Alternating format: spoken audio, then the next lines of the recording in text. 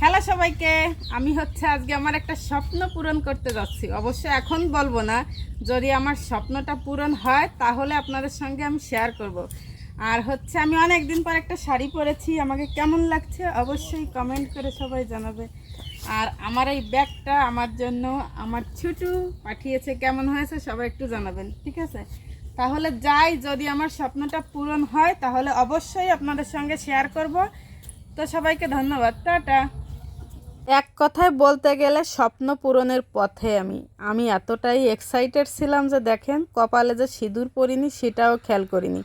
মানে খুবই খুবই খুশি ছিলাম, মানে কি করব নিজেই বুঝতে পারছিলাম না। এই খুশির দিনটার অপেক্ষা করছি আমি 2023 সাল থেকে। 23 সাল থেকে এই স্বপ্নটা আমি দেখা শুরু করেছি।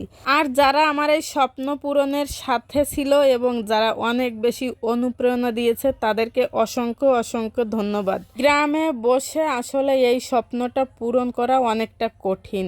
গ্রামে বসে পূরণ করা কঠিন এই কারণে বলছি, গ্রামের লোকজন অনেক কিছুই বোঝে না, তাদের বুঝালেও বোঝে না। তাদের বাঁকা চোখের চাউনি এবং তাদের কথা যা সহ্য করতে হয় তা একজন কন্টেন্ট ক্রিয়েটারই জানে। তো যেতে যেতে এই যে আমরা আবার একটু চা বিরতিও করে নিচ্ছিলাম।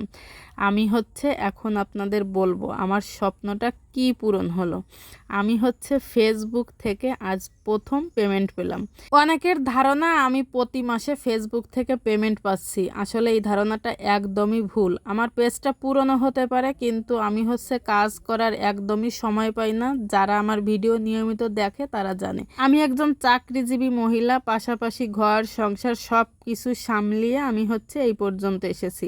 তবে আমি এই পর্যন্ত আরও অনেক আগেই আসতে পারতাম। আমার আগের যে পেজটা সেটা হ্যাক হয়ে গেছে, যার কারণে আমার একটু দেরি হয়েছে।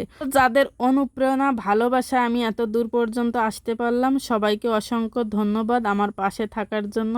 এভাবে বাকি পথটাও সবাই আমার পাশে থাকবেন, আমাকে সহযোগিতা করবেন। তো আমি কত টাকা পেলাম, কত দিন পর পেলাম, কিভাবে মনিটাইজেশন পেলাম, সব কিছুই আপনাদের সঙ্গে শেয়ার করব। এই ছোট্ট একটা ভিডিওতে আসলে আমি এখন সব কিছু শেয়ার করতে পারছি না।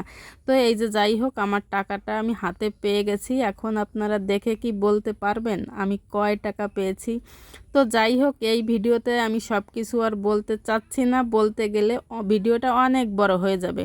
তো পরবর্তী কোনো একটা ভিডিওতে আমি আপনাদের সঙ্গে অবশ্যই শেয়ার করব আমি ফেসবুক থেকে কত টাকা পেলাম। দেখেন, টাকাটা আমি হাতে নেওয়ার পর আমার বুকটা সত্যি ধড়ফড় করছিল। টাকা আসলে সব সময় কিন্তু হাতে আসে, কিন্তু এই টাকাটা আসার পর মনের ভিতর যে কি একটা অনুভূতি, সেটা কাউকে বলে বোঝানো যাবে না। সেটা একমাত্র বুঝবে যারা এই কাজ করে। তো সবাইকে অনেক ধন্যবাদ। আমি পরবর্তী ভিডিওতে আপনাদের সব কিছুই খুলে বলবো। টাটা।